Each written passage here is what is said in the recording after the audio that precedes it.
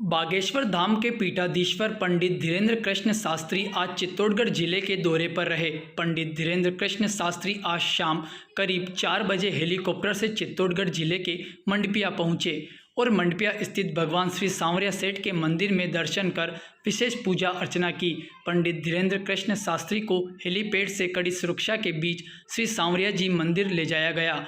मंदिर पहुंचे बागेश्वर धाम के पीठाधीश्वर पंडित धीरेन्द्र कृष्ण शास्त्री का श्री सांवरिया जी मंदिर के प्रभारी राजेंद्र शर्मा सहित मंदिर से जुड़े अधिकारियों ने अगवानी की। इस दौरान मंदिर परिसर के बाहर, छतों पर और मंदिर परिसर में पंडित धीरेन्द्र कृष्ण शास्त्री की एक झलक पाने के लिए आतुर हो रहे लोगों का पंडित धीरेन्द्र कृष्ण शास्त्री ने हाथ जोड़कर अभिवादन स्वीकार किया।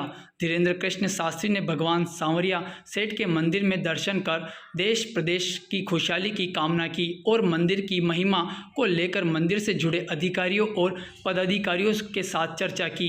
मंदिर के पुजारियों ने पंडित धीरेन्द्र कृष्ण शास्त्री को मंदिर का चरणामृत और प्रसाद दिया।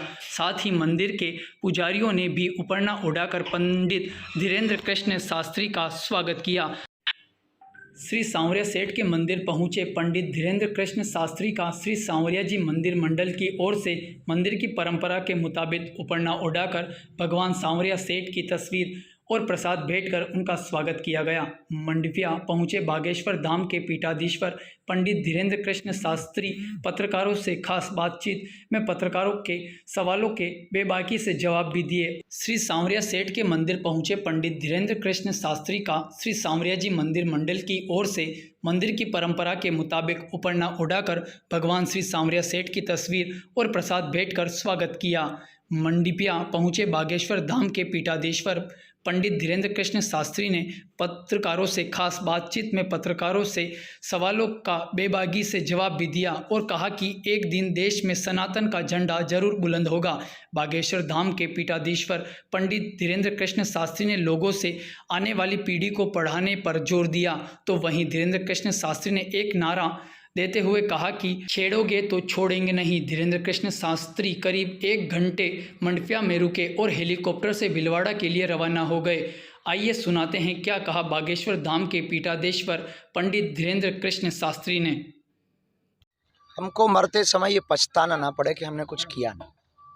कभी सनातन के ध्वज को देखते हैं, हिंदुओं की इस स्थिति को देखते हैं तो रोना आता है। और हम जो श्रद्धा का कत्ल हुआ, जो कोलकाता की बेटी की हत्या हुई, राजस्थान के जो कन्हैया लाल की हत्या की गई, आदर्श नाम के बच्चे की जो हत्या की गई, हेमराज नाम के जो बच्चे की हत्या की गई, कभी अगर उनकी आत्मा भटकती होगी तो वो पूछेगी हिंदुओं से कि तुमने क्या किया। उन्होंने गजवाई हिंद चलाया, तुमने क्या किया। उन्होंने 3-3 साल के बच्चों को चाकू पकड़ा दी, तुमने क्या किया। तुम्हारी रामचरितमानस को जलाया, तुमने क्या किया।